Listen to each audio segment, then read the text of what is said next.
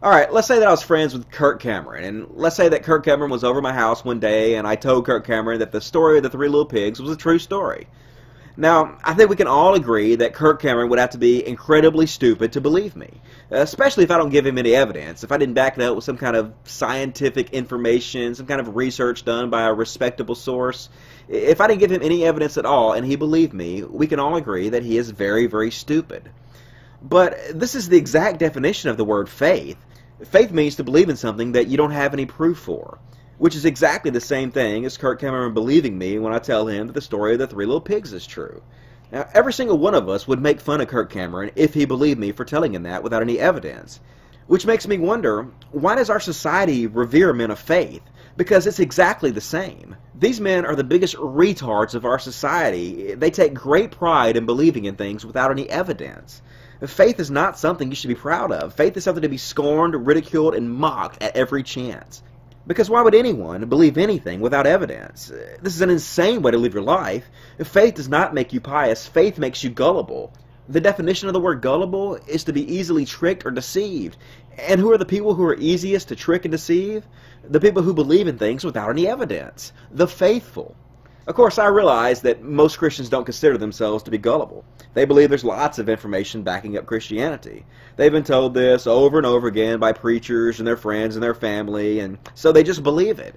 But when you actually go to Christians and you actually ask them point blank what the evidence is, you find that they have no idea. Now, if you talk to them online, they go look it up real fast, and they copy and paste things from Christian websites. But if you talk to them one-on-one in the real world and you ask them what the information is, normally they have no idea. And really, they don't care. Just knowing the evidence exists is enough for them, and it doesn't bother them at all that they don't actually know what it is. Because not knowing what the evidence is only makes them more faithful, and in their minds, the more faithful they are, the better. But the more faithful you are, not the better. This is ridiculous. This is exactly the same thing as Kirk Cameron believing the Three Little Pigs is a true story. There's no difference here, people. Fortunately, there are some Christians who actually do want to know what the evidence is. They don't want to just take the Bible on blind faith, so they go and research it for themselves. And time again, when they do this, they go to the same exact three sources: Ken Hovind, Lee Strobel, and Josh McDowell. And then once they've gone and read what Lee Strobel, Josh McDowell, and Ken Hovind have to say, they normally think to themselves, well, that proves it. I was right all along to be a Christian, but you weren't right all along to be a Christian.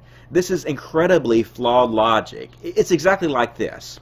Let's say I was in the Nazi Party, and one day I decided, hey, I better go research it and see if being in the Nazi Party is really a great idea.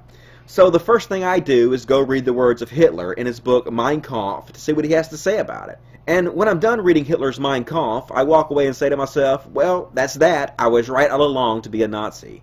But I wasn't right all along to be a Nazi.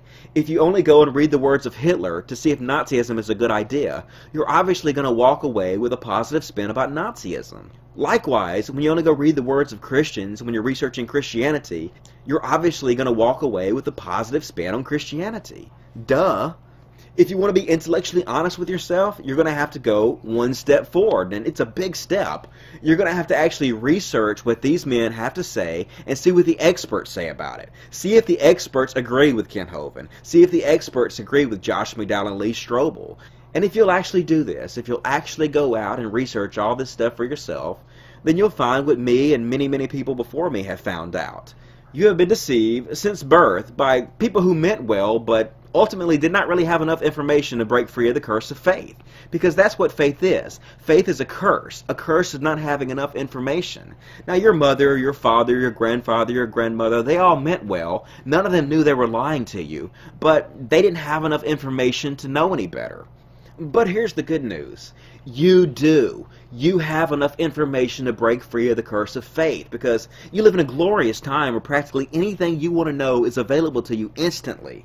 You don't have to take things on faith anymore. You can know for sure right now what is more probable to be true than not. You just got to do a little research.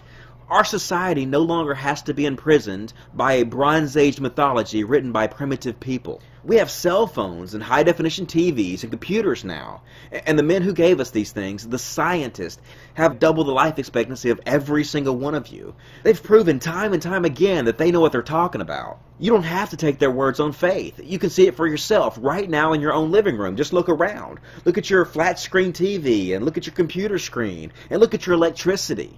The proof that these men understand the natural laws of this world, at least better than anyone else, is all around us.